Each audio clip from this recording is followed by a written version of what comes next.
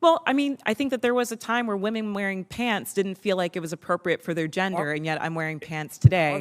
I think that there are ways that we express our gender that are expansive. Are there more than 5? I wouldn't subject myself to naming how many genders there are, but what I can say... How do we decide whether the 2 books that I just referenced should be available in the library? What would you, if you were running things, what would you do? All Boys Aren't Blue, the scene you mentioned, is... Senator John Kennedy takes on Kelly Robinson and LGBTQ+ activists in a fiery Senate showdown and completely dismantles their radical agenda with plain-spoken truth and common sense. Watch as Kennedy exposes the weakness of their arguments, challenges the denial of reality, and shows exactly why Americans are fed up with being silenced. This is more than a debate. It's a battle for the soul of America.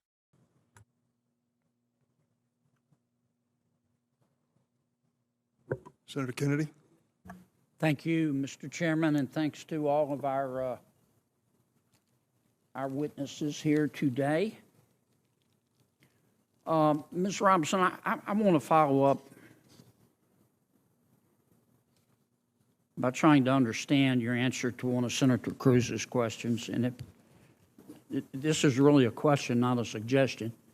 Do I understand your position to be that there are 2 sexes, but there can be more than 2 genders? I wouldn't even say 2, and we've got Dr. Lopez here as well, but there's also the definition of intersex. I think that often in these conversations we're conflating sex and gender, and I do want to affirm here that trans women are women. That is their gender. Okay, but I'm trying to understand. Do you make a distinction between sex and gender? Yes, sir. Okay, explain that. Do you think there are more than 2 sexes? I believe that there's a definition for intersex as well that I want to acknowledge. But sex is assigned at birth. 3? I'm just trying to understand. I'm thoroughly confused. So you're born, I'm talking about biology, male, female, and what else? I believe that intersex is also acknowledged, but again, I'm not a doctor here. What I can say what does intersex mean? Is that there's a difference between sex and gender, and I think in these conversations we're conflating the 2. Well, but I want to start with sex. Okay, there's male, there's female. When a baby's born, before the baby has had time to even have a sense of self, there's male, female, and intersex. There's a 3rd sex. I believe that is true, but I would defer to Dr. Lopez as I'm not a physician. Okay. And how many genders are there? I think the gender is expansive, and the definitions are always growing. Today I can tell you, I talk to young people that talk about non-binary as... More than 5? I think the gender is not a binary, is what I'm trying to say. Are there more than 5 genders? I'm just trying to understand. Are there more than 5 genders? Well, I mean, I think that there was a time where women wearing pants didn't feel like it was appropriate for their gender, and yet I'm wearing pants today. I think that there are ways that we express our gender that are expansive. Are there more than 5? I wouldn't subject myself to naming how many genders there are, but what I can say is that gender is a reflection. Number? Excuse me? There's an infinite number of genders? I think depending on your culture, there are a lot of different genders that exist. And I can also say that it's a term that's evolving. If you look at young people today, they really don't lean into the binary of only woman and man. So I think that it's incumbent upon us not to legislate on this, but create space for them to explore what their identities are, what their gender identities are. Let's get back to athletics. I think I understand what you're saying. There are 3 sexes, male, female, and intersex. I believe that to be true, but again, I'm not a physician. And there are an infinite number of genders because gender is a mental state. Gender is about expression, and I think that there are a variety of ways that you can express your gender. Okay, so there's infinite number. All right, let's go back to the biology. Male, female, boy, girl, okay? Biologically, do males have an advantage over females biologically in sports? Again, I'm not a physician, and I can't speak to that. What's your real world experience? It depends. I mean, there are some people who are born male that I'm faster than if I were to sprint against them, and some that I'm not.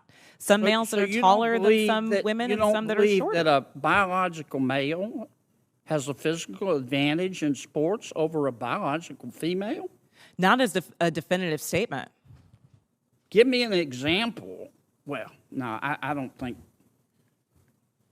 How many female members of the NBA do you see? Well, you ought to be able, in 30 seconds, to be able to explain what you're asking us to do. Ms. Kelly, what do you understand? Well, let me skip you for a second. Mr.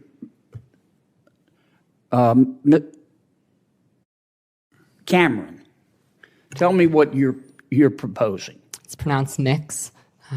Mix? Is that how would you like me to refer to you? Senator, your definition of sexual is synonymous with LGBTQ identity. I'm not asking you that. I'm asking you to tell me you read those two excerpts. Genderqueer. Do you think that, are you asking that only librarians and not parents have any say in whether minors can read those books? Is that what you're saying? Genderqueer has never been in my school library, so it's never been banned. Well, suppose it was. Should it be up just to the librarian, or should parents have a say? There should be facilitation of collaboration between students, parents have and a say? Parents should be working with students and educators to be making decisions, because students are... And who decides ultimately? The librarian, or do you take a vote, or who takes the vote? Book review committees in the community in my school district. You want a committee to decide? There are committees. Okay. Well, I'm asking you, how do we decide whether the two books that I just referenced should be available in the library? What would you, if you were running things, what would you do? All Boys Aren't Blue, the scene you mentioned, is about sexual abuse. I know what it's about. It's not What erotic. would you do in terms of making the books available? Would you say anybody can see them, or they have to be in a special session? Students who do not read books like All Boys Aren't Blue cannot learn what is appropriate. I understand that. They cannot learn. I understand, but none of you want to abuse. answer my question. You come here and you say censorship is bad, and of course it's bad. But the obvious response is, okay, you heard the books we're talking about. Okay, we're not talking about Catcher in the Rye. So tell me what you want, who gets to decide. And all I've heard is the librarians. And parents have nothing to do with it. And if that's your response, what planet did you just parachute in from? Parents, Senator. Or what country, more appropriately? This is not China. Parents, Senator, for all due respect, parents absolutely have a say. My parents were immigrants, came to this country. We never checked out books without our parents seeing what books we were reading. They encouraged us to read books. Mr. Secretary, I understand this is good for your politics back home. It's got nothing to do with my politics. My bill is passed. My bill is passed. It has everything to do with your politics. I'm here to... But you came here with a problem, and I'm trying to understand the solution, and you don't have one. We solved the solution. Other than to tell us that we don't agree with you, we'll be on the wrong side of history. We solved the problem in Illinois. We fixed it. Because we well, there are others you could work on. Well, that's why I'm out here of to help. time. Thank you, Mr. Chairman. To help other states make these decisions.